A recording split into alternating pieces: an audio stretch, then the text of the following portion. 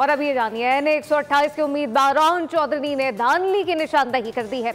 इंतजामिया ने polling station के अंदर पीटीआई का कैंप लगवा दिया। रोहन चौधरी ने ये बाजे कर दिया है, कहा कि रोहन चौधरी का इलेक्शन कमीशन से अमले को तब्दील करने का मुतालबा सामने आ गया है।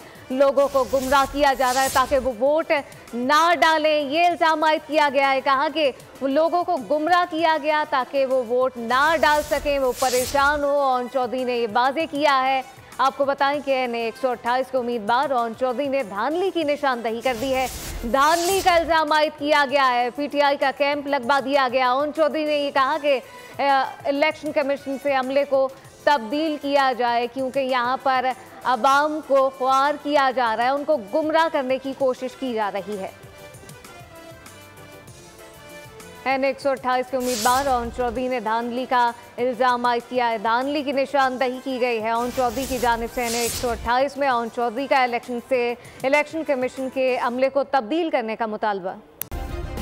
सब्सक्राइब करें और बेल दबाएं ताकि कोई खबर रह न जाए।